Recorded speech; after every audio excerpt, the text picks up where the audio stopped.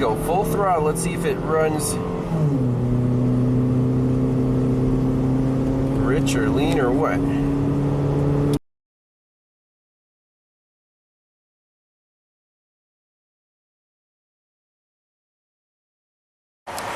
Hey everyone, welcome back to Pine Hollow Auto Diagnostics. About 2 hours from State College in the Laurel Highlands. This is coal country, and we have a 2013 Chevy Captiva. It's 130,000 miles, and it's been to 6 shops. And the owner tells me, well, the shop owner tells me it just falls on its face when you try to go up a hill. And there are some steep hills around here. So let's start from scratch, read the codes, look at some live data, the history of this vehicle. Like I said, it's been to 6 shops, so parts have obviously been replaced. We have an aftermarket mass airflow, or a mystery mass airflow, the most Chinese oxygen sensor I've ever seen, and the shop owner here, he replaced the coils and plugs, changed the oil, and it's still doing its thing. So let's get in the car and see if we can get it to act up, look at some data. Alright, so we did a full code scan. Right now, there are 2 DTCs stored in the engine computer, and this is after test driving it, after replacing some parts. So, keep these in mind. Fuel system rich, bank 1, 172, and a P0506, idle speed low. Okay, great. So let's hop in here and read the data stream. We just want basics. So from a cold start, I specifically didn't warm up the car yet because we want to see how the oxygen sensors come online, if the bias voltage is there, what the mass airflow sensor is reading, what the coolant temp sensor is reading, and then, oh, one more detail. The catalytic converter on this car, it's been what, hollowed out, Brian? Hollowed out. Okay, that's typical southern, PA thing where they don't have emissions, people just do the cheap repair. But engine data, and I'm going to pick a couple data pits here and we'll graph them.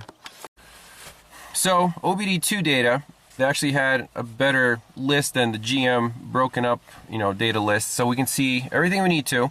Fuel trims, oxygen sensors, bank 1 sensor 1, bank 1 sensor 2, our map, our airflow rate, and engine coolant temp. That's all we need. Let's start up, see what happens.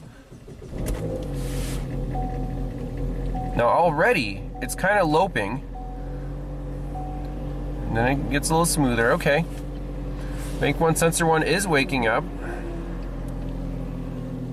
Now it's a 1 volt. Now it's dropping to 0.9, and when it's warmed up it should oscillate between 0 and 1 volt. So let's see what happens here. So, okay, it says closed loop. Let's see what the fuel trims do.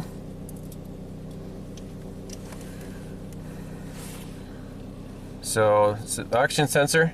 It woke up, right? It's going between 0 and 1 volt. And our fuel trims are about 6% on the short term, 3% on the long term. So actually, this looks normal right now, just sitting here warming this thing up.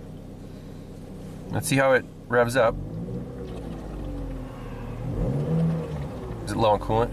I don't think. You hear the bubbles flowing through the heater core there? I haven't checked it, so I don't know. Okay, so coolant temp looks normal, intake air temp looks normal, intake manifold absolute pressure looks normal, airflow seems to be okay. So I think now we'll start driving it, log the data, and see what happens. Alright, so far it looks like it's running perfect. Couple percent on the trims. Airflow is normal and power seems to be good. So here's the hill. We're gonna see what happens. Alright, here we go. Full throttle. Let's see if it runs rich or lean or what. Oxygen sensor staying rich, that's good, and downstream staying rich too. They're both responding fine. Fuel trims are looking great. Apparently this thing acts up so bad that you don't think you're gonna make it back to the shop. So we'll get it here. Okay, very interesting. Here we go. Right there. That's, see what's going on here? The oxygen sensor went above 1 volt, and we're starting to take away massive fuel trims. Oh, now it's back. So when the oxygen sensor is alive, we're okay. Yep. Excellent. Normal, normal, normal. See, we're good on the trims. Pretty good. Oxygen sensor's okay. Well, you saw that go up to, right there, 1.2 volts.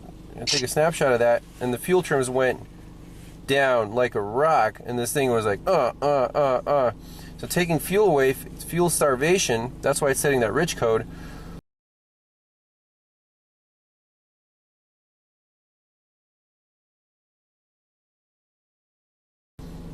We're just about done. This thing needs an OEM oxygen sensor upstream. Upstream. Yep. Now, let's show them the box from the super Chinese sensor there. This is the downstream. Oh, that's downstream. Amersutz Auto Parts. Okay, wonder where you get that. Now the upstream, Brian, was it also aftermarket Chinese? Did you replace that one? I didn't replace that one. Oh, so that one's there when it came in. When it came in, yeah. Okay. And I never got the other code you got either. Okay. For me running it yesterday. Yep. So the downstream is fine. That goes between 0 and 8. So maybe this new Chinese one is working downstream. We don't care about the downstream.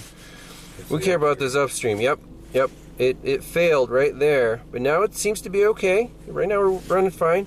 So we'll keep going. If it acts up again, we'll show it again on the data.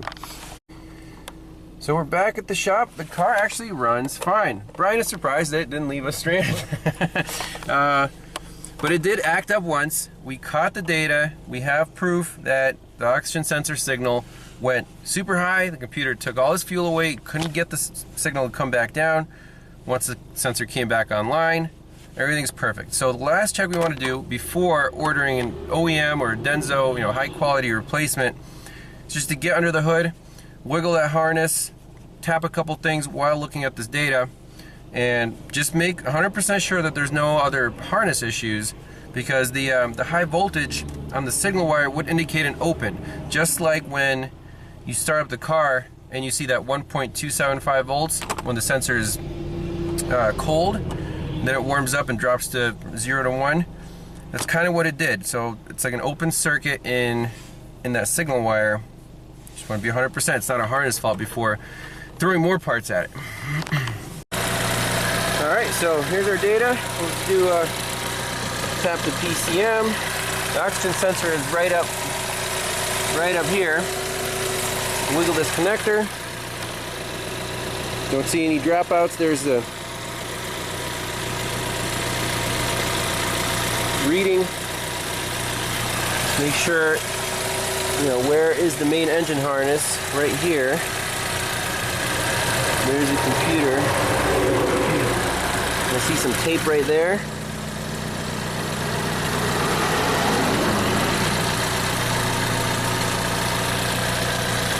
Alright, here we go.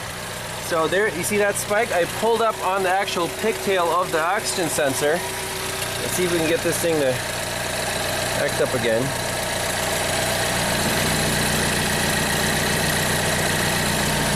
Let's see, was it on the connector side or the sensor side?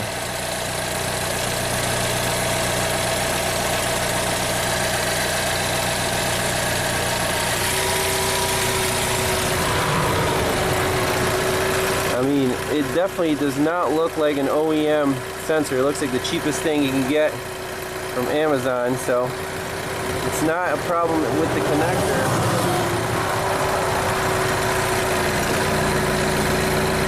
Be a problem with the sensor itself. There, there it is. If I pull on it real hard, there he goes. A 1.275 right there. Open circuit, and it's going to act up. Let's try again. 1.275, bingo. Very recreatable. I'm just pulling up on the sensor itself, not the connector. Boom. Right there. So yeah, it needs a good quality sensor. 100% guaranteed.